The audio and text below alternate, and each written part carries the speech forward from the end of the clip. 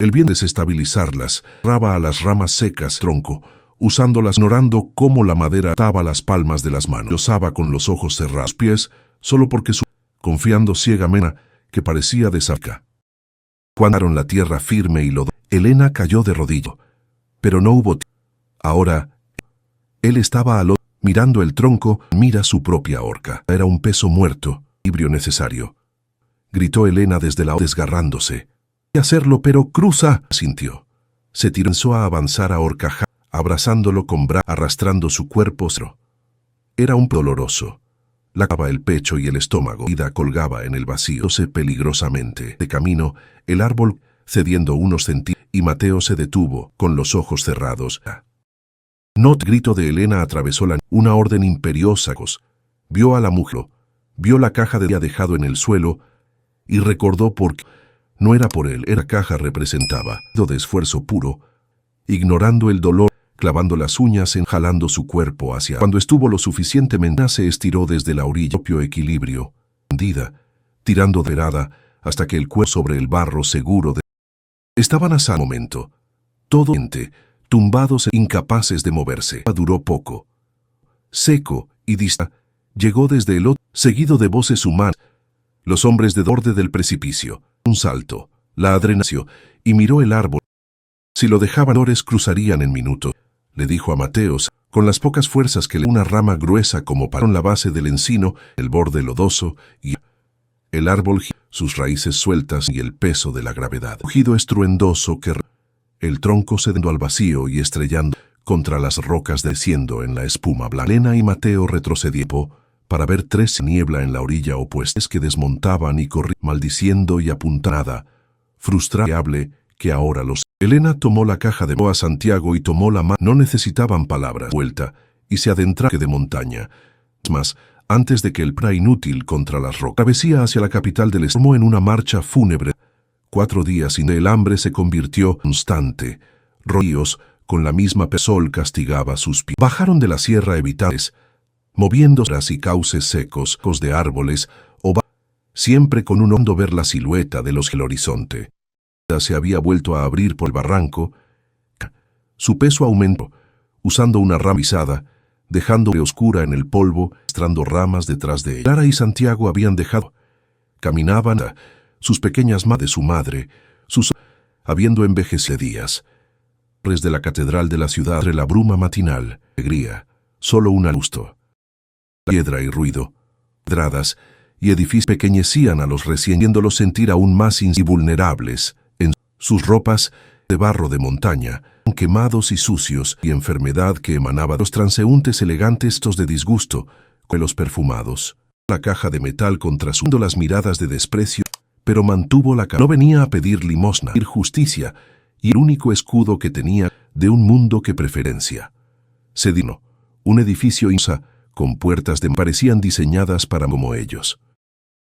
Hombres uniformados, lesbando sus lanzas, una familia de mendigos en los portales. No se permite la entrada, ladró uno de ellos, empujando de su arma, haciendo. Elena se interpuso, sus ojos oscuridad que hizo retroceder.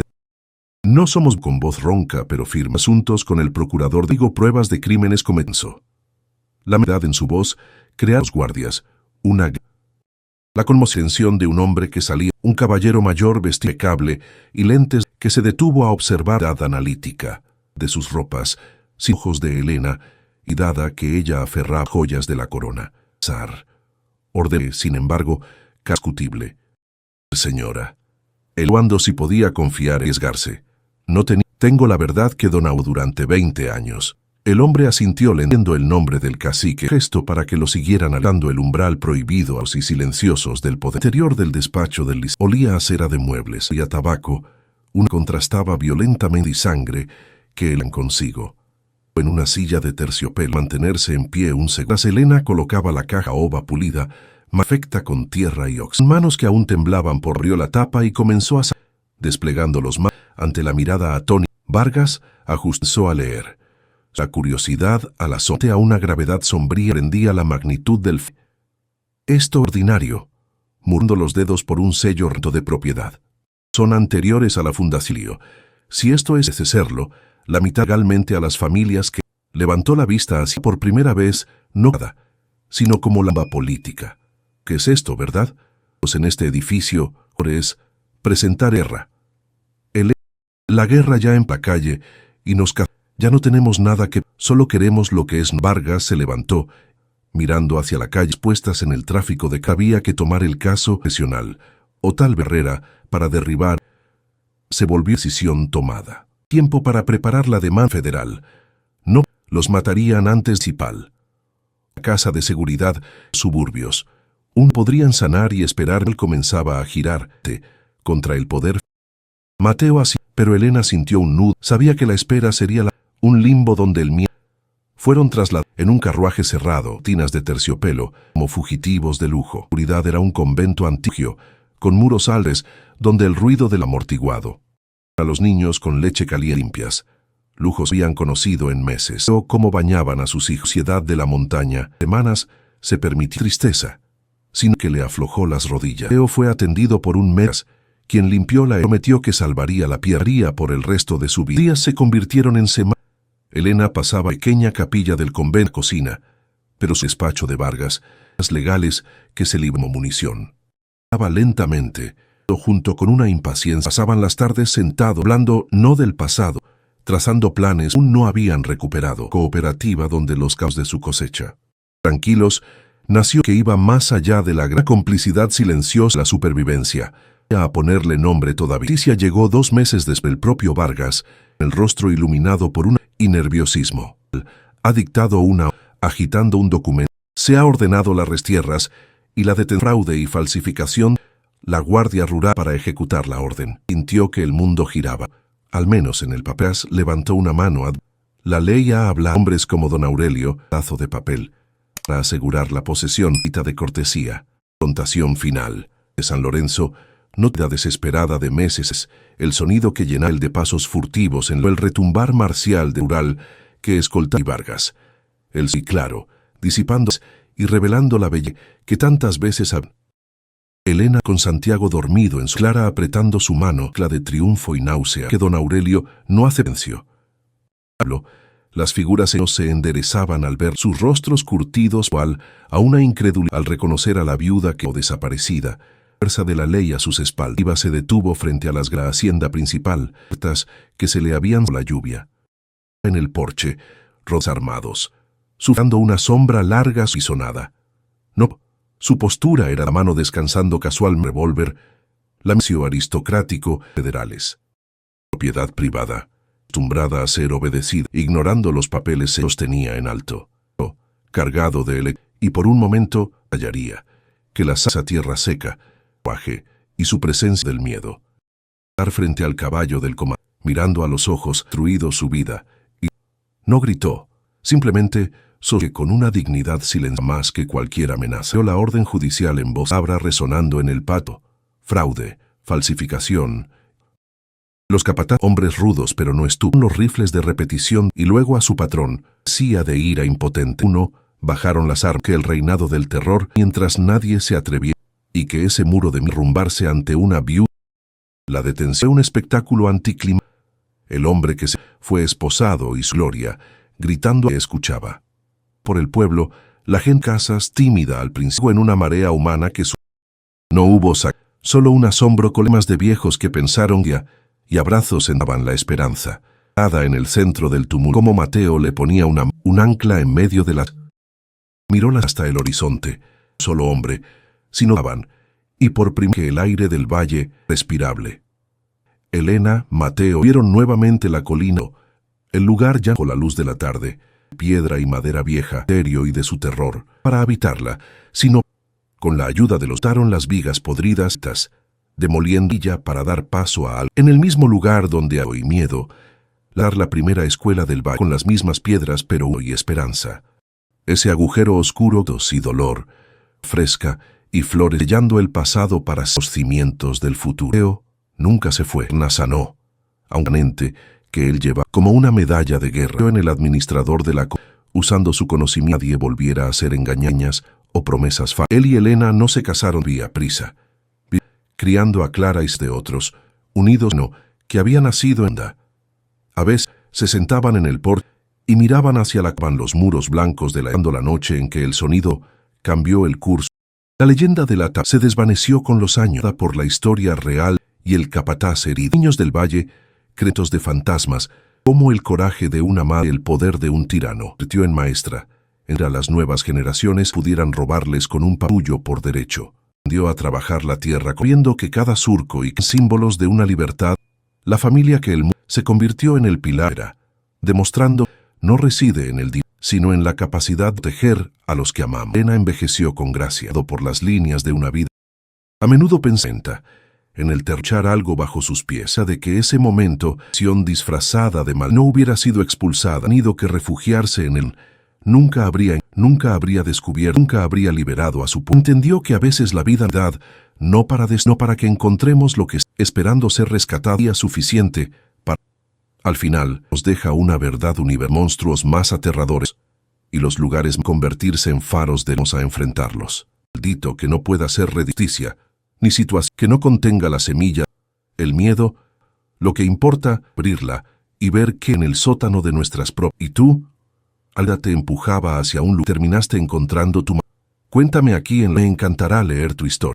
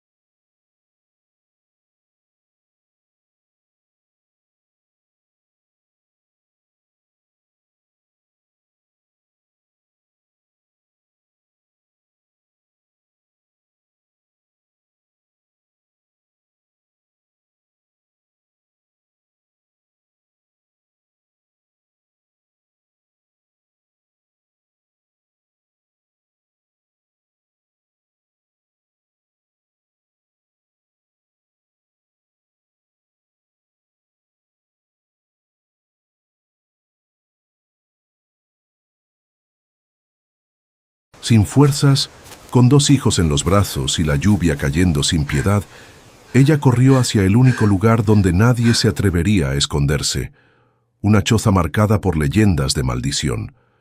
Pero antes, siquiera de recuperar el aliento, algo debajo del suelo hizo temblar el piso. ¿Puedes imaginar el terror de darse cuenta de que no estaba sola y que aquello que se movía en el sótano parecía pedir ayuda? Parece imposible creerlo, pero esta historia ocurrió. Antes de continuar, suscríbete al canal y deja tu like, porque lo que ella encontró en ese sótano va a cambiarlo todo.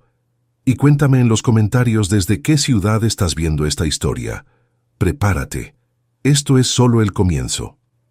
La lluvia caía fuerte aquella tarde de noviembre de 1892 en el Valle de San Lorenzo, un rincón olvidado entre las montañas áridas de México, transformando los caminos de tierra en ríos de lodo espeso que parecían querer tragarse a quien se atreviera a cruzarlos. El cielo se había cerrado con una violencia grisácea, casi negra, como si el propio Dios hubiera decidido darle la espalda a ese pedazo de tierra donde la ley del más fuerte era la única escritura sagrada. Elena avanzaba con dificultad, sus pies descalzos hundiéndose en el fango helado que le mordía la piel con cada paso, sintiendo cómo el frío le calaba los huesos y le entumecía los dedos que aferraban con desesperación el rebozo empapado donde cargaba a Santiago, su hijo de apenas 2 años. El peso del niño, sumado al cansancio de días sin comer bien, le doblaba la espalda, pero no se permitía detenerse, porque detenerse significaba rendirse ante la muerte que soplaba con el viento de la tormenta. A su lado, aferrada a los pliegues de su falda pesada por el agua, caminaba Clara, una niña de 6 años cuyos ojos grandes y oscuros reflejaban un terror que ninguna infancia debería conocer, un miedo mudo que la mantenía en silencio a pesar de los temblores que sacudían su pequeño cuerpo. No lloraba, porque había aprendido demasiado pronto que el llanto no ablandaba el corazón de los patrones ni detenía la furia de los elementos.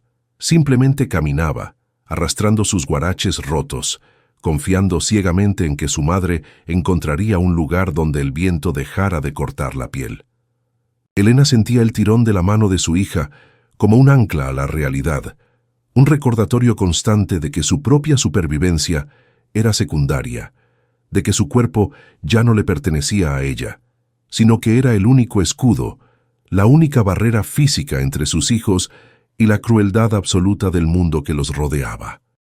Hacía apenas unas horas, las puertas de la hacienda de don Aurelio se habían cerrado en sus narices con un golpe seco y definitivo que resonó más fuerte que los truenos que ahora sacudían el valle.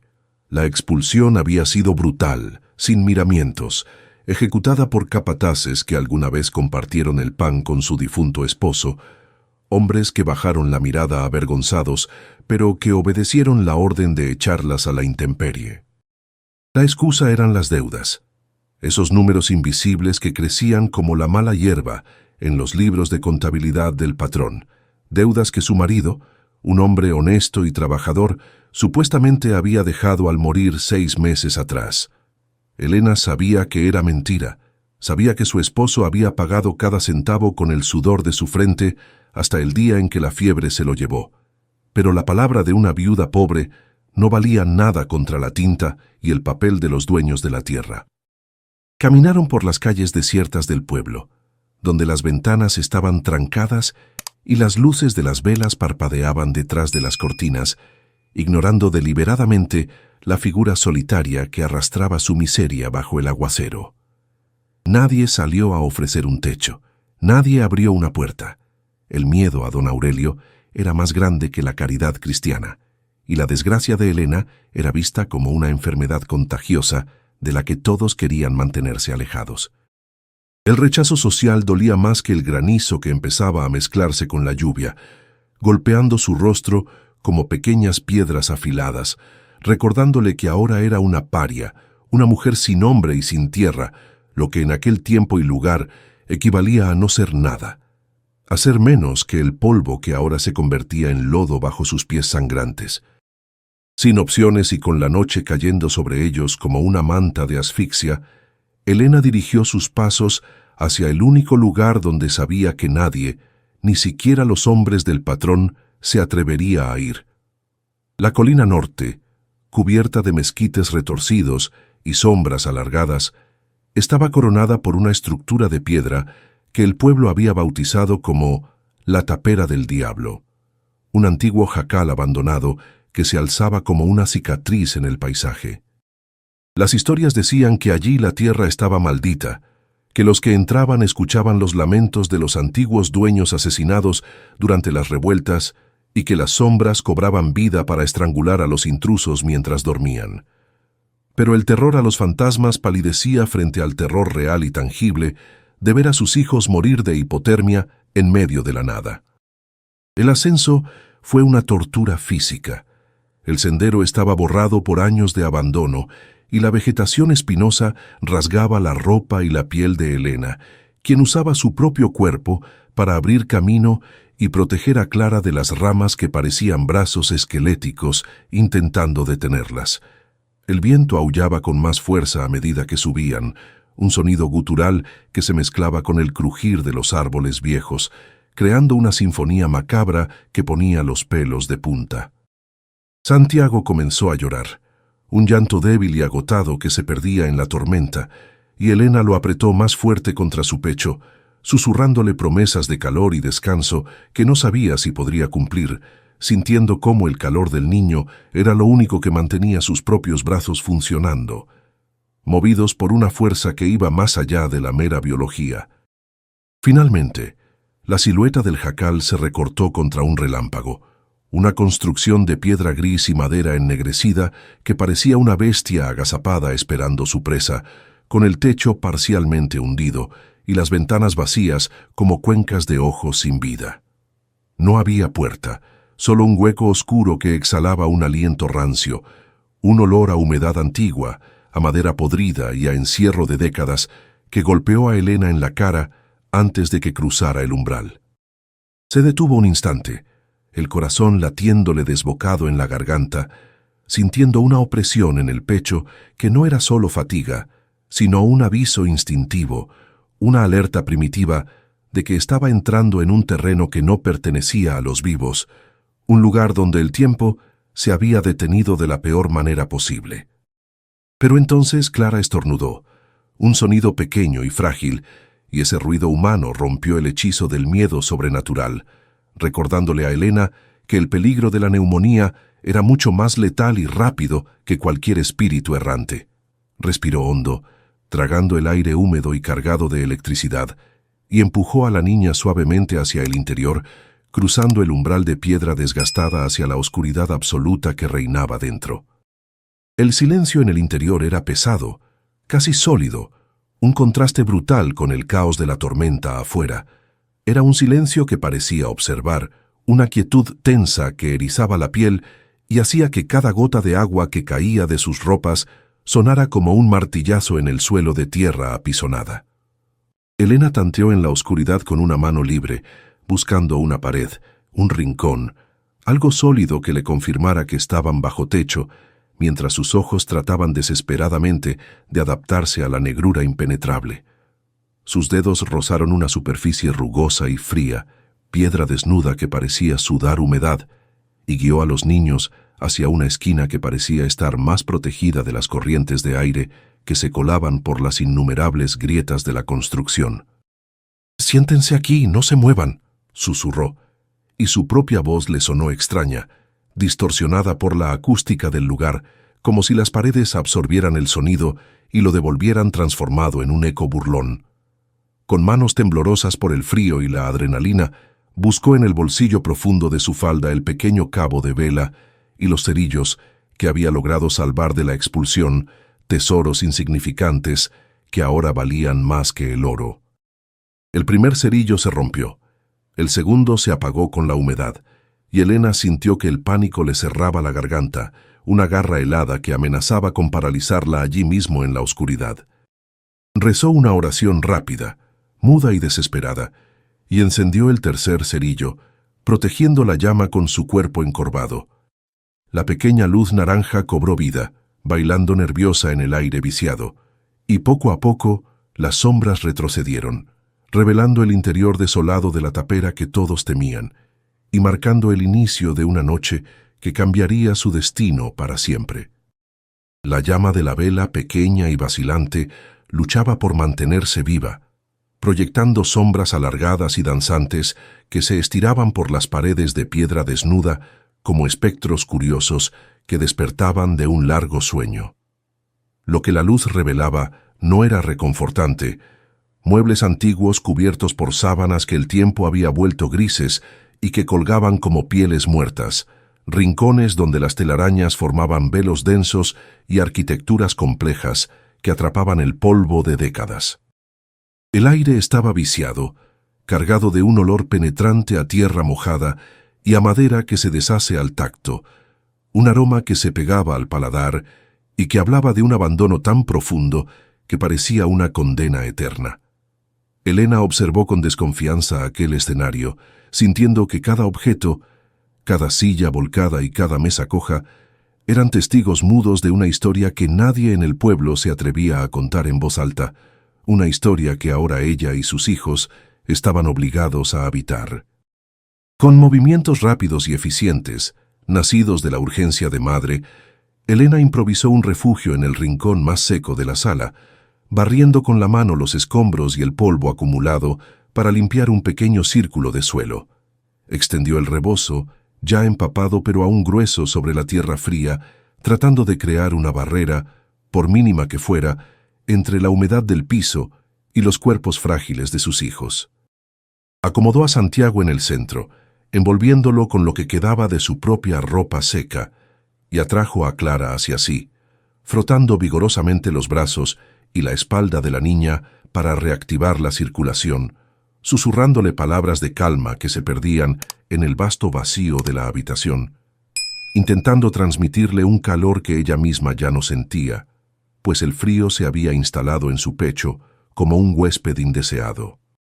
El frío de esa noche no era solo físico, era una presencia mordaz que se filtraba por las rendijas de las ventanas tapiadas y por debajo de la puerta podrida, buscando robar el poco calor vital que les quedaba. Elena se quitó el chal de lana, su única prenda de abrigo real, y cubrió a los dos niños quedándose ella expuesta, tiritando violentamente en su blusa delgada, aceptando el sacrificio con la resignación silenciosa de quien sabe que su vida ya no es la prioridad. Se acurrucó alrededor de ellos, curvando su cuerpo en forma de C para protegerlos, convirtiéndose en una pared humana contra las corrientes de aire, sintiendo cómo los huesos le dolían por la humedad y el cansancio extremo, pero encontrando un consuelo amargo en el ritmo pausado de la respiración de Santiago, que poco a poco caía en un sueño agitado por el agotamiento. Afuera, la tormenta continuaba su asedio implacable, golpeando las paredes de piedra con puños de agua y viento, haciendo que la vieja estructura gimiera y crujiera como un barco a la deriva en un océano embravecido. Cada trueno era una explosión que hacía vibrar el suelo bajo sus cuerpos, y cada relámpago iluminaba brevemente las rendijas, revelando el caos del mundo exterior y recordándole a Elena lo cerca que habían estado de morir a la intemperie. Pero adentro, el sonido de la lluvia se amortiguaba, transformándose en un rumor constante y lejano, lo que hacía que los ruidos propios de la casa, el asentamiento de las vigas, el goteo de una filtración lejana, el roce del viento en la chimenea, se amplificaran de manera desproporcionada, cobrando una importancia siniestra en la mente alerta de la viuda. En medio de esa vigilia forzada, los recuerdos de su esposo, Manuel, la asaltaron con una claridad dolorosa, trayéndole imágenes de una vida que, aunque humilde, había sido segura y cálida, una vida que ahora parecía pertenecer a otra persona. Recordó sus manos callosas pero gentiles, su risa que llenaba la pequeña casa que compartían, y la promesa que le hizo en su lecho de muerte de que todo estaría bien, una mentira piadosa, dicha para que él pudiera irse en paz. Elena apretó los párpados para contener las lágrimas, porque llorar significaba gastar energía, y no podía permitirse el lujo de la debilidad. La rabia hacia don Aurelio y hacia el destino cruel que le había arrebatado todo comenzó a arder en su estómago, un fuego pequeño pero constante que reemplazaba al calor que el clima le negaba. El tiempo se estiraba, lento y pegajoso, cada minuto pesando como una hora, mientras la vela se consumía inexorablemente, la cera derretida goteando y formando charcos amorfos sobre la piedra. Clara finalmente se rindió al sueño, su cabeza apoyada en el regazo de Elena, sus facciones relajándose por primera vez en días, ajena al terror que mantenía a su madre con los ojos abiertos de par en par, escaneando la oscuridad más allá del círculo de luz. Elena sabía que no debía dormirse, que debía mantener la guardia alta contra las ratas, contra los alacranes, contra los hombres del patrón si decidían buscarlas, y contra esas otras cosas, las que no tenían nombre, de las que hablaban las viejas del pueblo en susurros temerosos al pasar frente a la colina. De repente, el aire en la habitación pareció cambiar, volviéndose más denso, más pesado, como si la presión atmosférica hubiera caído bruscamente dentro de la casa misma, oprimiendo los oídos de Elena. La llama de la vela parpadeó violentamente sin que hubiera corriente de aire, y las sombras en las paredes parecieron saltar hacia adelante, contrayéndose y expandiéndose en una danza frenética que desafiaba la lógica. Elena contuvo la respiración, su instinto animal gritándole que ya no estaban solos, que algo había despertado en las entrañas de la tapera, algo que había estado esperando en silencio hasta que la tormenta ocultara cualquier posibilidad de huida. Apretó a los niños contra sí, su mano buscando a tientas una piedra suelta en el suelo, cualquier cosa que pudiera servir como arma. Fue entonces cuando lo escuchó por primera vez, un sonido que no pertenecía a la tormenta ni al asentamiento natural de la casa vieja. Era un golpe sordo, rítmico y apagado que provenía directamente de debajo de ellos, como si alguien estuviera golpeando el techo de un sótano profundo con un objeto contundente pero envuelto en tela. Tum, tum, tum. El sonido era grave, vibraba en el suelo y subía por la columna vertebral de Elena, helándole la sangre y paralizando sus músculos. No era el viento, no era una rama golpeando, era un sonido deliberado, mecánico, o peor aún, humano, pero de una humanidad distorsionada por la distancia y el encierro. Elena miró a sus hijos, aterrorizada de que despertaran y escucharan aquello, rogando que el ruido cesara. Su mente racional intentó buscar explicaciones lógicas. Un animal grande atrapado, un tejón cavando, una viga suelta golpeando con el viento, pero en el fondo de su estómago la certeza era otra. Las historias de la tapera del diablo inundaron su mente. Los lamentos, los pasos, las almas que no descansaban. ¿Era eso? ¿Eran los muertos reclamando su espacio? El miedo sobrenatural luchaba contra el miedo terrenal, y Elena se encontró deseando que fuera un fantasma, porque a los fantasmas no se les puede herir, pero tampoco pueden herir a sus hijos como lo haría un hombre vivo, un bandido o un loco que se ocultara en las sombras de aquel lugar olvidado por Dios. El golpe se detuvo abruptamente, dejando un silencio aún más aterrador que el ruido mismo, un silencio cargado de expectativa. Elena exhaló temblorosa, pensando que quizás había sido su imaginación jugándole una mala pasada por el estrés extremo. Pero entonces, rompiendo la quietud con la fuerza de un latigazo, surgió otro sonido, esta vez inconfundible y desgarrador. Un gemido. No era un aullido de viento, era una voz grave y rasposa, cargada de un dolor agonizante, un lamento humano que brotó de las profundidades de la tierra, bajo las tablas del piso, arrastrándose hasta sus oídos. «Ayuda», pareció decir el gemido, o tal vez fue solo un quejido gutural de sufrimiento, pero fue suficiente para que el terror absoluto se apoderara de Elena, confirmándole que la pesadilla apenas comenzaba. El gemido se extinguió en la oscuridad, dejando un rastro de eco que parecía vibrar en las paredes de piedra, pero su efecto en Elena fue devastador, rompiendo la parálisis del miedo para dar paso a un instinto mucho más primitivo y feroz. Su corazón, que hasta ese momento había sido un tambor de pánico, se transformó en un motor de supervivencia fría y calculadora.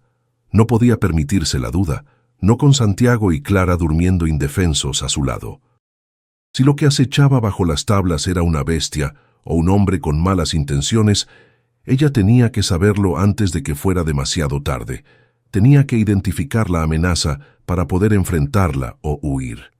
Miró a sus hijos una última vez, asegurándose de que el sueño profundo del agotamiento los mantuviera ajenos al horror, y con movimientos lentos y controlados se separó de ellos, sintiendo que al soltar su calor estaba cruzando una línea sin retorno hacia lo desconocido. Se puso de pie. Sus rodillas crujieron en protesta por el frío y la tensión acumulada, y tomó la vela con una mano que, sorprendentemente, ya no temblaba tanto, firme por la determinación de una madre acorralada. Con la otra mano buscó en la penumbra algún objeto contundente. Sus dedos rozaron el suelo sucio hasta encontrar un trozo de leña vieja, pesado y nudoso, que había quedado olvidado junto a la chimenea apagada.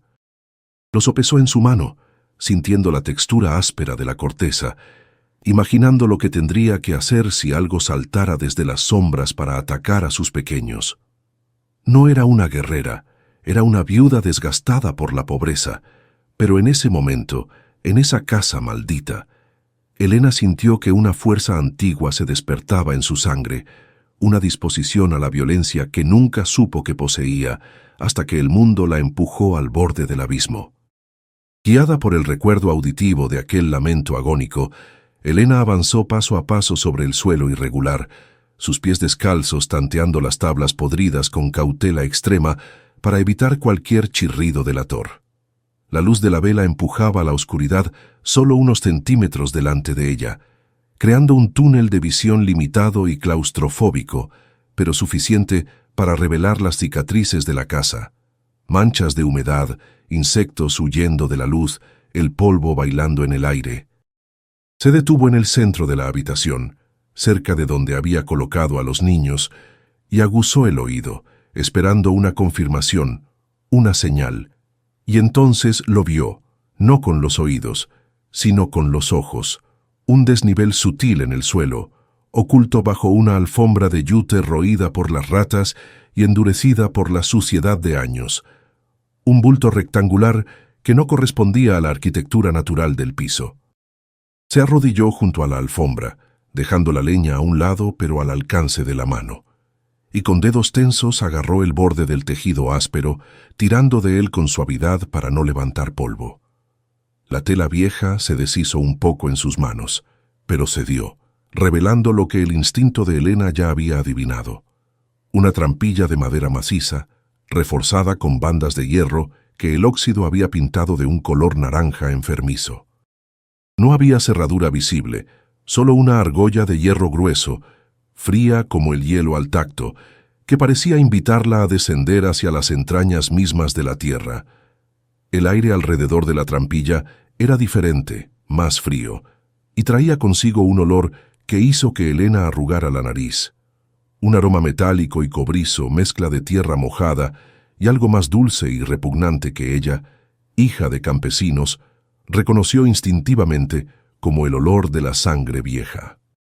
La duda la asaltó por un segundo, paralizándola con la mano sobre la argolla de hierro. Abrir esa puerta significaba invitar a lo que fuera que estuviera abajo a subir a su mundo, a su refugio precario. ¿Y si era una trampa? ¿Y si al abrirla liberaba algo que no podría volver a encerrar? Pero el recuerdo del gemido, tan humano y tan lleno de dolor, pesó más que el miedo a lo sobrenatural. No sonaba como un monstruo acechando, sonaba como alguien que se estaba muriendo, y la curiosidad, mezclada con una extraña compasión que no debería sentir por un intruso, la empujó a actuar.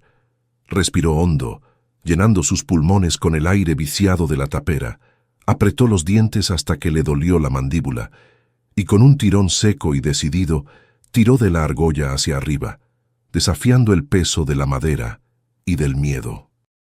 La trampilla se levantó con un quejido estridente de bisagras oxidadas que rompió el silencio de la noche como un grito, un sonido tan fuerte que Elena temió que la casa entera se viniera abajo. Una bocanada de aire helado y fétido subió desde el agujero negro que acababa de abrir, golpeándole el rostro con la fuerza de un golpe físico, haciéndola toser y lagrimear. La vela parpadeó violentamente, a punto de extinguirse, y Elena tuvo que proteger la llama con su mano ahuecada, su corazón latiendo desbocado contra sus costillas. Debajo de ella se abría una boca de lobo, un cuadrado de oscuridad absoluta que parecía no tener fondo, pero cuando sus ojos se adaptaron, pudo distinguir el inicio de unos escalones de madera, empinados y estrechos, que descendían hacia el subsuelo, invitándola a sumergirse en el secreto que la tapera había guardado celosamente durante tanto tiempo. Con la leña en una mano y la vela en la otra, Elena comenzó el descenso, probando cada escalón con el peso de su cuerpo antes de confiarle su equilibrio, temiendo que la madera podrida cediera y la hiciera caer al vacío. El sótano no era profundo, apenas unos metros bajo el nivel del suelo, pero la atmósfera era opresiva, como si el peso de la casa y de la colina entera descansara sobre sus hombros. Las paredes aquí abajo no eran de madera, sino de tierra compactada y piedra bruta, resumando una humedad que hacía brillar las superficies bajo la luz temblorosa de la vela. Cada paso que daba la alejaba de la seguridad relativa de la superficie y la acercaba a la fuente de aquel lamento. Y aunque su mente le gritaba que diera media vuelta y huyera con sus hijos a la tormenta, sus pies continuaban bajando, movidos por una inercia fatalista. Al llegar al último escalón, sus pies tocaron un suelo de tierra irregular y frío, y Elena alzó la vela para intentar abarcar con la vista el espacio que la rodeaba. Era una estancia pequeña, excavada toscamente en la tierra, llena de cajas de madera apiladas y barriles que parecían contener provisiones podridas de otra época. Las sombras se estiraban y encogían con cada movimiento de su mano, creando formas grotescas que parecían observarla desde los rincones, pero Elena obligó a sus ojos a ignorar los fantasmas de su imaginación y a buscar la realidad tangible. Y allí, en el rincón más alejado, medio oculto detrás de unos sacos de yute desmoronados, vio un bulto que no era ni caja ni barril, una forma irregular y alargada que yacía en el suelo con la inmovilidad pesada de los muertos o de los que están a punto de morir. Elena se acercó despacio, el trozo de leña alzado en posición de defensa, lista para golpear al menor movimiento brusco, pero lo que la luz de la vela reveló al acercarse le robó el aliento y desarmó su agresividad. No era un monstruo, ni un espectro vengativo, era un hombre. Estaba tirado sobre una manta sucia, su cuerpo contorsionado en una postura de evidente sufrimiento, vestido con ropas que alguna vez fueron de trabajo, pero que ahora eran harapos manchados de barro y sangre seca. Su rostro estaba cubierto por una barba de varios días y una capa de sudor febril que hacía brillar su piel pálida y cerosa.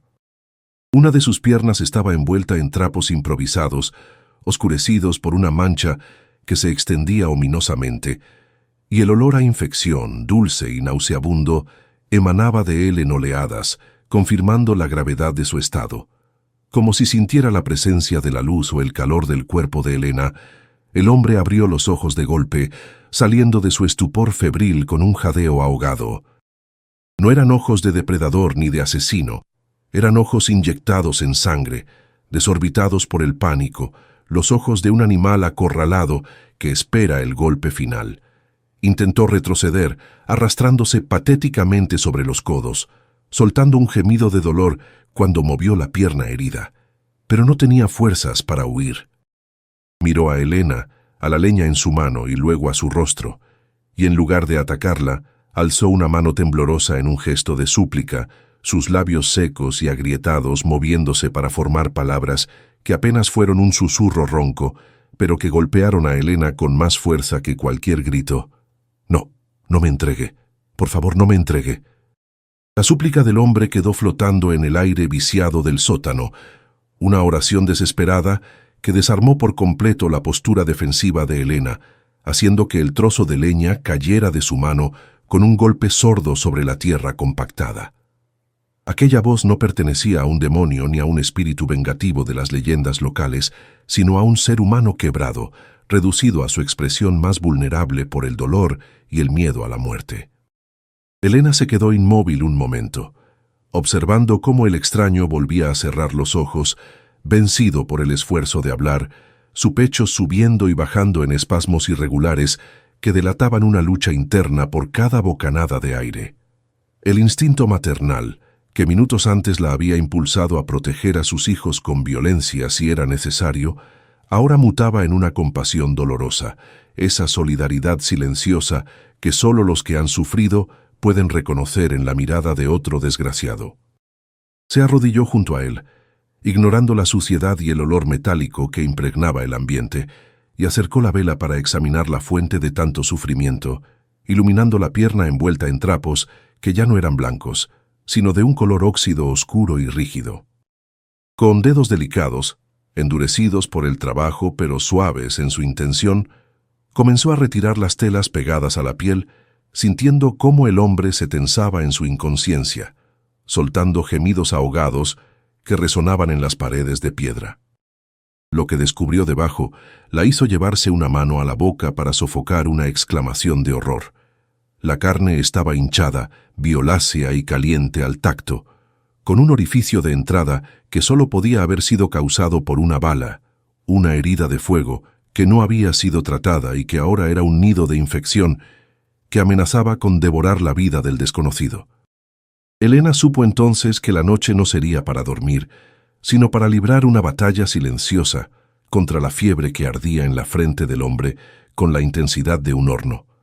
Subió las escaleras con sigilo, cuidando de no despertar a Santiago ni a Clara, y salió brevemente a la tormenta para recoger agua de lluvia en un cuenco de barro viejo que había encontrado, dejando que el líquido helado le lavara el miedo de las manos. Regresó al sótano, rasgó una tira de su propia enagua, la única tela limpia que tenía, y comenzó la ardua tarea de limpiar la herida, lavando la sangre seca y el pus con una paciencia infinita.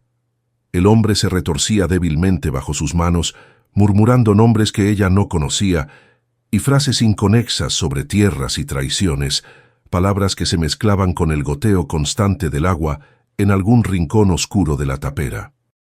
Mientras limpiaba, Elena no pudo evitar observar el rostro del desconocido. Debajo de la suciedad y la barba descuidada había facciones que denotaban una vida de trabajo duro, arrugas prematuras alrededor de los ojos marcadas por el sol del campo. No tenía el aspecto de los bandidos que bajaban de la sierra para saquear, sino más bien el de los peones que trabajaban de sol a sol en las haciendas, hombres cuyas vidas valían menos que el ganado que cuidaban. ¿Quién era él y por qué alguien le había disparado para luego dejarlo morir en este agujero olvidado? La pregunta giraba en su mente, pero la respuesta tendría que esperar. Por ahora, su única misión era bajar esa fiebre que amenazaba con coserle el cerebro, aplicando paños húmedos en su frente y susurrándole palabras de consuelo que quizás ni siquiera escuchaba. La madrugada llegó lenta y gris, filtrándose apenas por la trampilla abierta, y con ella el hombre recuperó un momento de lucidez, abriendo los ojos que ahora, aunque vidriosos, la enfocaban con una mezcla de gratitud y terror.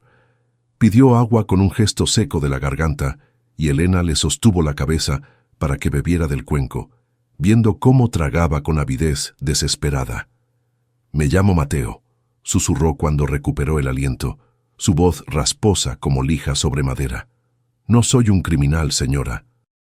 Trabajaba para la hacienda de los Álamos. Descubrí lo que no debía». Elena sintió un escalofrío al escuchar el nombre de la hacienda vecina a la de don Aurelio. Eran tierras de gente poderosa, de hombres que no dudaban en silenciar a cualquiera que estorbara sus intereses, y comprendió de golpe que al ayudar a este hombre se estaba poniendo una soga al cuello.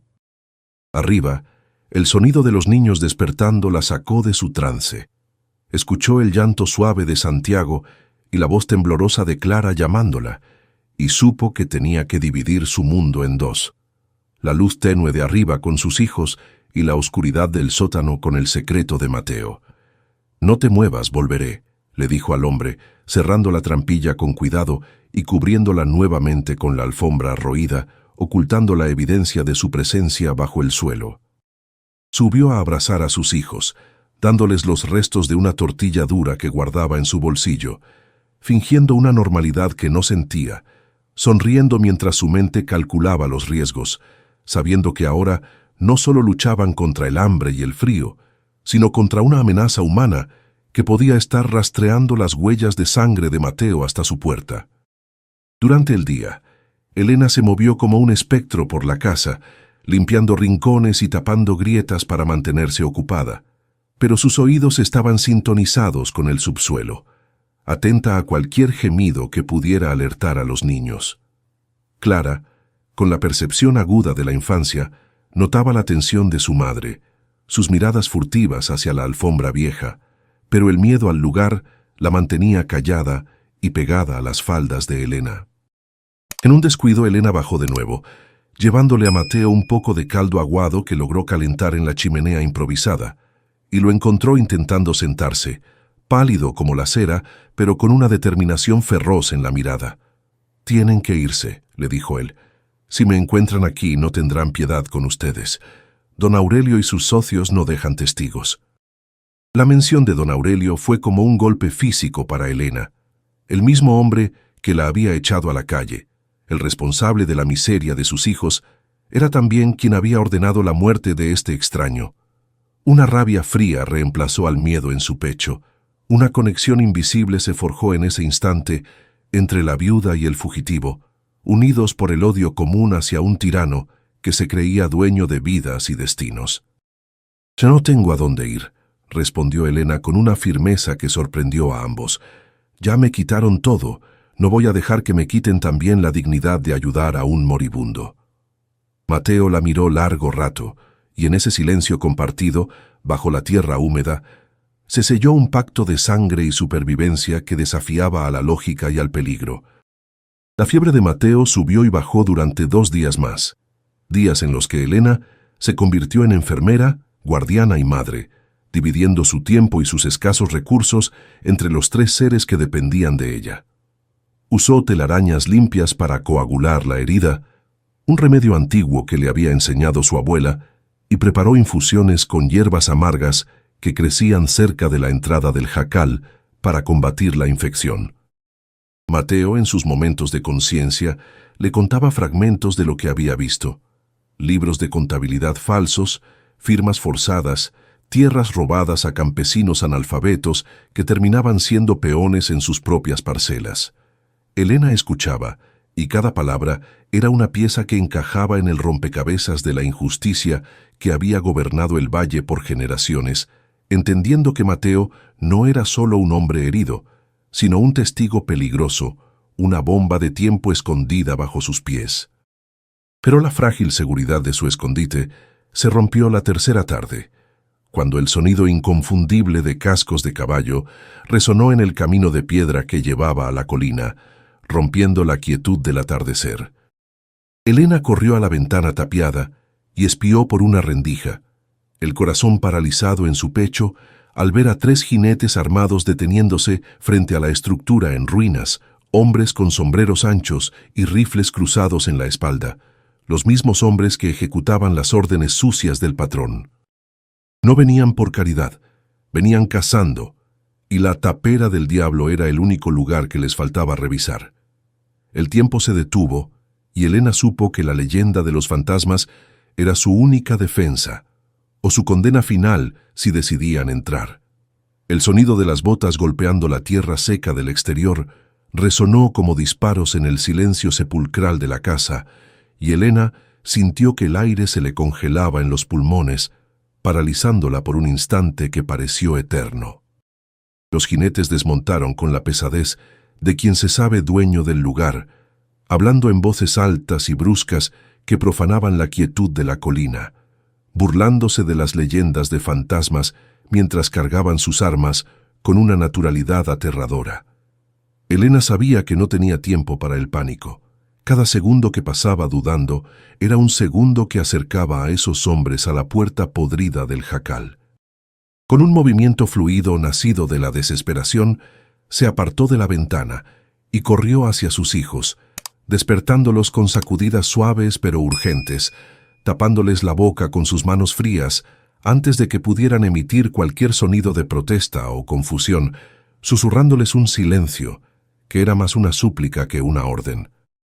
Arrastró a los niños hacia el centro de la habitación, sus pequeños pies tropezando con los escombros invisibles en la penumbra, y levantó la alfombra de yute con una fuerza que no sabía que le quedaba en los brazos.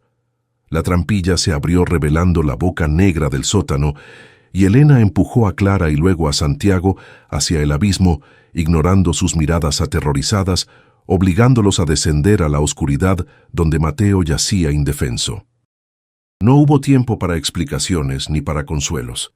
Elena bajó tras ellos, cerrando la pesada puerta de madera sobre su cabeza con un cuidado extremo para que no golpeara, y volvió a colocar la alfombra en su lugar desde abajo, manipulando la tela a través de una rendija mínima, rezando para que el arreglo pareciera natural a los ojos de los intrusos que estaban a punto de entrar. La oscuridad en el sótano era absoluta, una tinta negra y espesa que anulaba la vista y obligaba a los otros sentidos a agudizarse hasta el dolor. Elena no se atrevió a encender la vela. Cualquier haz de luz que se filtrara por las grietas del suelo delataría su posición en un segundo. Se acurrucaron en el rincón más alejado de la escalera, un nudo humano de cuerpos temblorosos, Elena abrazando a sus hijos con una fuerza que amenazaba con cortarles la respiración, y Mateo, arrastrándose a pesar del dolor, se unió a ellos, su mano callosa buscando la de Clara en la tiniebla para ofrecerle un consuelo mudo. El olor a tierra húmeda se mezclaba ahora con el sudor ácido del miedo y el hedor dulce de la herida de Mateo, creando una atmósfera sofocante que mareaba y nauseaba. Pero nadie se movió, nadie respiró más fuerte de lo necesario. Arriba, la puerta principal del jacal se abrió con un estruendo violento, las bisagras oxidadas chillando como animales heridos bajo la patada de una bota impaciente. El viento de la tormenta entró rugiendo, y con él, las voces de los hombres se volvieron claras y nítidas, resonando justo encima de sus cabezas. «Revisen todo. El patrón dice que la viuda pudo haber venido a esconderse aquí», gruñó una voz grave y rasposa, acompañada del sonido metálico de un rifle siendo amartillado. Elena cerró los ojos en la oscuridad, visualizando a los hombres moviéndose por la sala que ella acababa de abandonar, volcando muebles, pateando la leña, invadiendo el único refugio que le quedaba en el mundo. Sentía que el techo de madera era tan delgado como una hoja de papel, una barrera irrisoria entre la vida de sus hijos y la crueldad de los verdugos de don Aurelio. Los pasos comenzaron a retumbar sobre las tablas del piso, golpes secos y pesados que hacían vibrar la tierra del sótano y desprendían finas lluvias de polvo y astillas sobre sus rostros alzados. Cada paso era una amenaza directa. Elena podía seguir el recorrido de los intrusos por el sonido. Uno caminaba hacia la chimenea, otro hacia las ventanas tapiadas, y el tercero, el de la voz grave, se movía peligrosamente cerca del centro de la habitación, rondando el área donde se ocultaba la trampilla. El polvo caía en los ojos de Elena, picando y obligándola a luchar contra el reflejo de parpadear o toser, mientras Santiago comenzaba a gimotear en silencio contra su pecho. Ella apretó su mano sobre la boca del niño, una presión firme y desesperada, sintiendo cómo las lágrimas de su hijo mojaban sus dedos, rogándole mentalmente que resistiera, que fuera valiente por solo unos minutos más. «Aquí no hay nada más que ratas y miseria», dijo otra voz, más joven y temblorosa desde algún lugar cerca de la entrada. «Vámonos, jefe. Este lugar tiene mala vibra. Dicen que los muertos caminan aquí». La superstición, esa vieja aliada de los pobres y los ignorantes, jugaba ahora a su favor. Hubo una pausa, un silencio tenso, en el que Elena imaginó a los hombres mirando las sombras, sugestionados por las historias de la tapera del diablo. Mateo, a su lado, había dejado de respirar rítmicamente, conteniendo el aliento para no soltar un gemido de dolor, su cuerpo rígido como una piedra, sabiendo que si lo descubrían, no solo moriría él, sino que condenaría a la mujer y a los niños que lo habían salvado. Era un momento de suspensión total, donde el destino pendía de un hilo invisible tejido con miedo y leyendas. Pero el jefe no se dio por vencido tan fácil. Sus botas crujieron justo encima de la trampilla, la madera vieja gimiendo bajo su peso considerable, flexionándose peligrosamente hacia abajo. Un rayo de luz, proveniente de una linterna o un fósforo encendido arriba, atravesó una grieta en las tablas y cortó la oscuridad del sótano como una espada, pasando a escasos centímetros del hombro de Elena. Ella se quedó petrificada, mirando esa línea de luz con horror, sabiendo que si el hombre miraba hacia abajo en el ángulo correcto, vería el brillo de sus ojos o la ropa clara de Clara. El polvo seguía cayendo, una nevada gris y sucia que cubría sus cabellos, y Elena sintió una picazón incontrolable en la garganta, un tosido que luchaba por salir y que ella tragaba con dolorosas convulsiones secas. «Te digo que huele a podrido aquí», insistió el hombre joven, su voz subiendo de tono por el nerviosismo. «Huele a muerto, jefe». Irónicamente, el olor de la infección de Mateo, que se filtraba hacia arriba a través de las rendijas, confirmaba los temores sobrenaturales de los intrusos.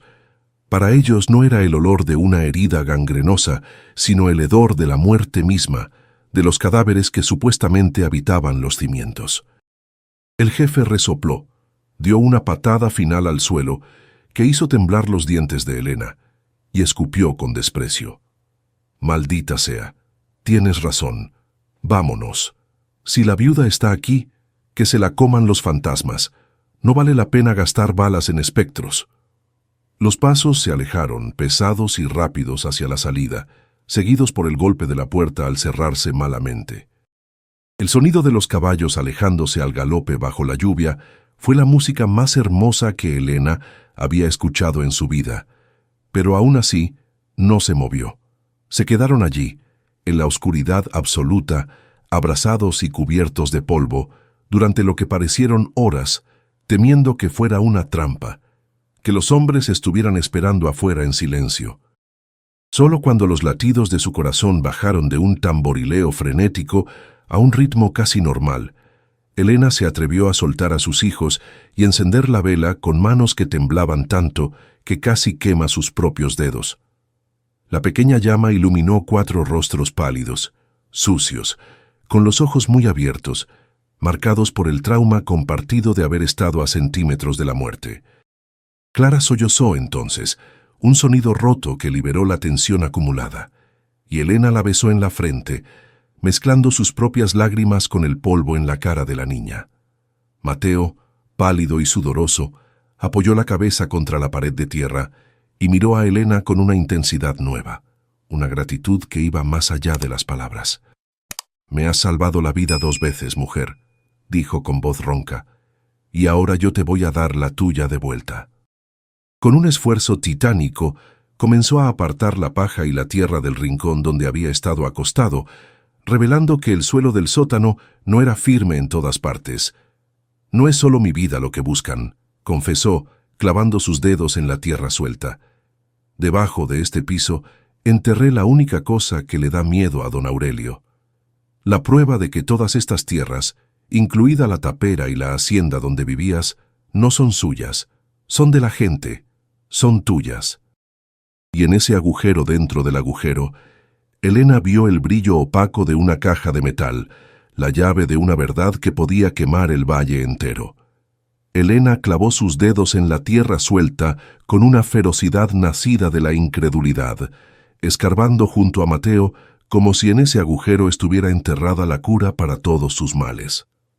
La tierra se metía bajo sus uñas rotas, fría y arenosa, pero ella no se detuvo hasta que sus manos chocaron con el metal oxidado de una caja de caudales, un objeto pesado y frío que parecía absorber el escaso calor del sótano. Entre los dos, jadeando por el esfuerzo y por el aire viciado, la sacaron de su tumba improvisada, arrastrándola sobre el suelo compactado hasta dejarla bajo el círculo de luz moribunda de la vela. No había oro dentro, ni joyas que pudieran venderse para comprar una vida nueva en otro lugar. Cuando Mateo forzó la cerradura con la punta de una navaja vieja que guardaba en su bota, la tapa se abrió con un chirrido agónico, para revelar fajos de papel amarillento, atados con cintas de cuero que se deshacían al tacto, documentos que olían a humedad, a tinta antigua y a secretos que habían costado sangre. Con manos que temblaban más por la revelación que por el frío, Elena tomó el primer legajo de papeles, acercándolo a la luz para descifrar la caligrafía apretada y elegante de los notarios de antaño. Eran escrituras, títulos de propiedad reales que databan de décadas atrás. Mapas trazados a mano con lindes que no coincidían con las cercas que don Aurelio había levantado impunemente. Allí estaban los nombres de las familias originales del valle, apellidos que Elena conocía bien porque pertenecían a sus vecinos, a los peones, a los desposeídos que ahora mendigaban trabajo en sus propias tierras. Y allí, en una hoja casi transparente por el tiempo, encontró el nombre de su suegro, el padre de su difunto esposo, marcado como el legítimo propietario de las hectáreas fértiles que ahora constituían el corazón de la hacienda del patrón. La comprensión la golpeó como un puñetazo en el estómago.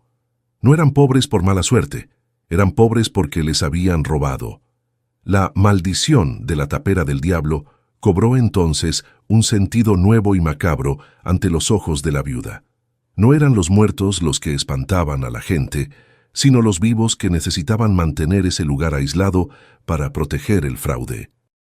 Don Aurelio y sus antecesores habían tejido una red de superstición y terror alrededor de la colina, utilizando el miedo a lo sobrenatural como el candado perfecto para su bóveda de mentiras.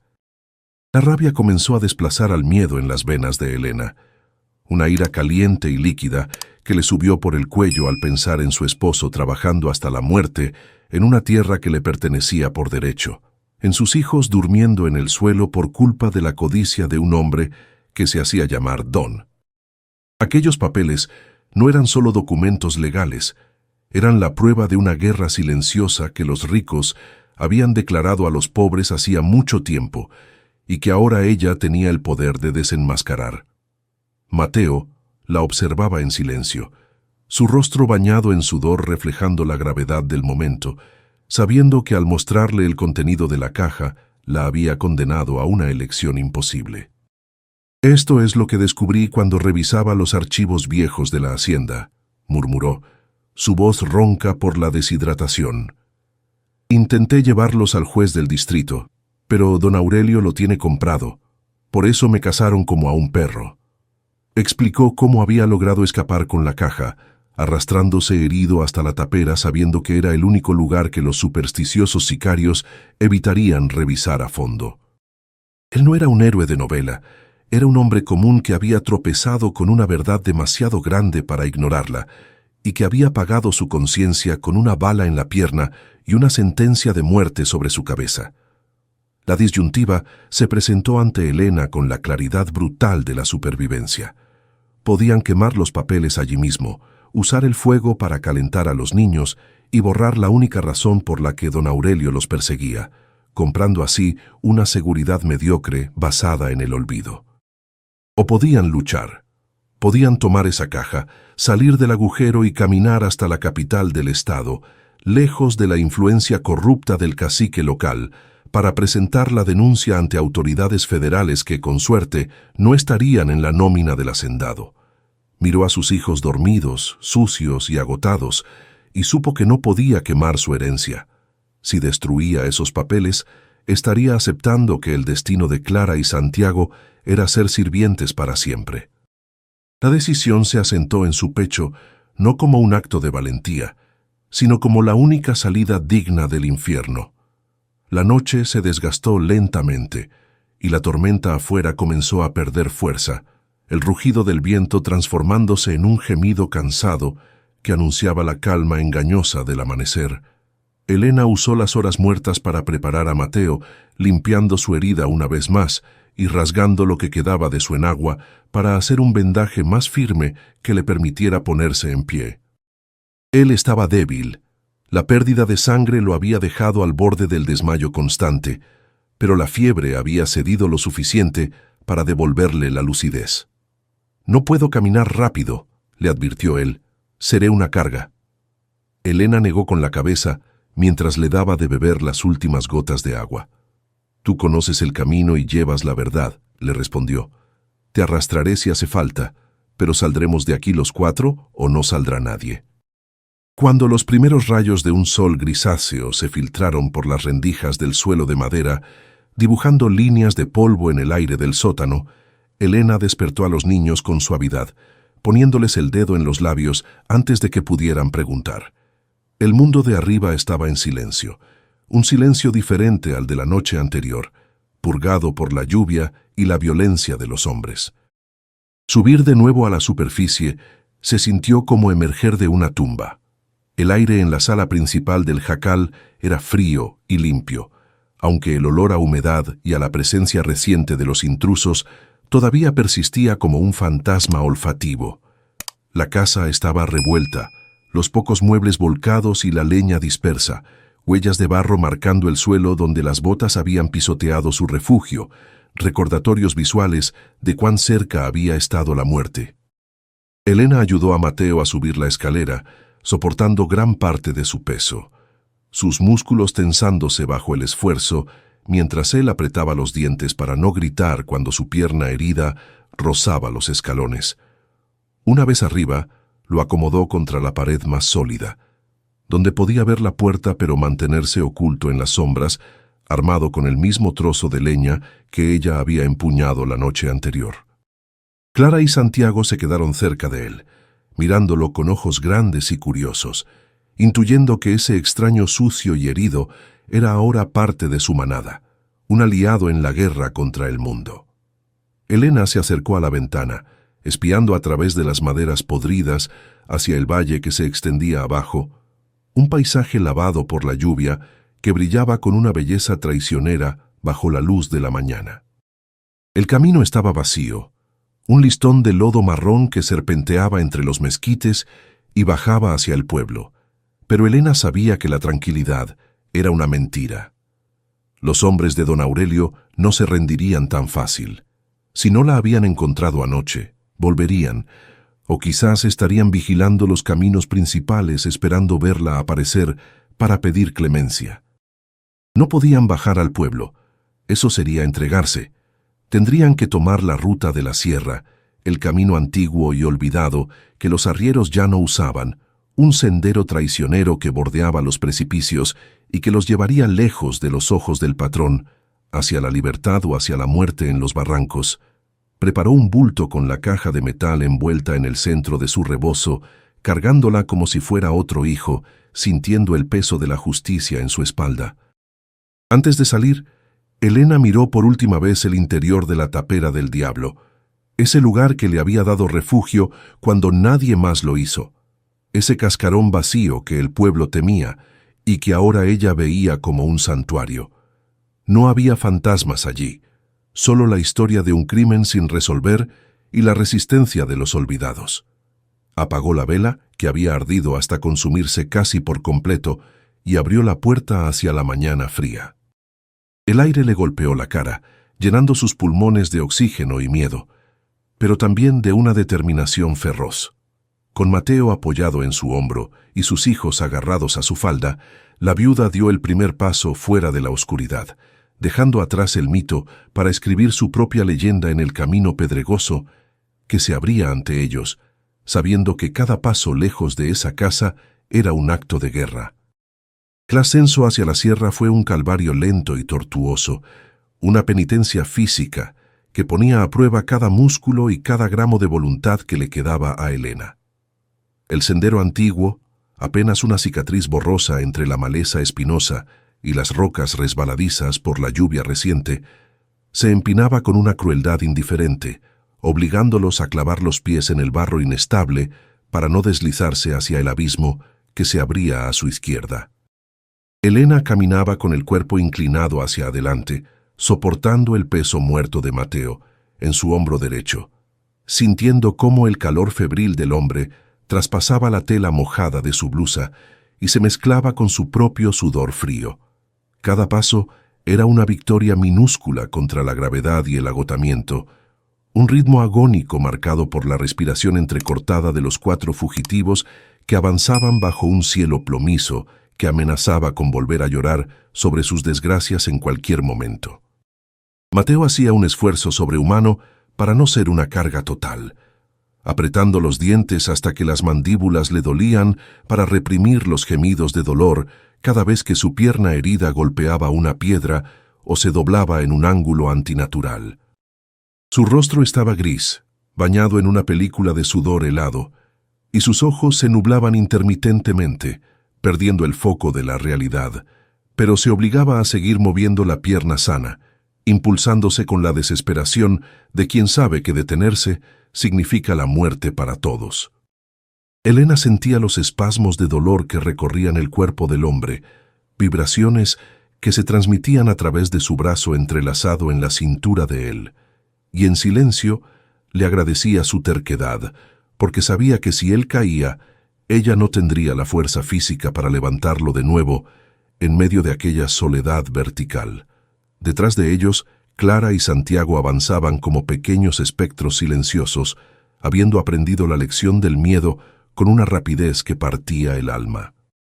Clara, con sus 6 años convertidos en una madurez forzada, llevaba al pequeño Santiago de la mano en los tramos más fáciles y lo empujaba por la espalda en las subidas empinadas, susurrándole al oído que eran un juego, que eran exploradores buscando un tesoro, mentiras piadosas para disfrazar el horror de la huida.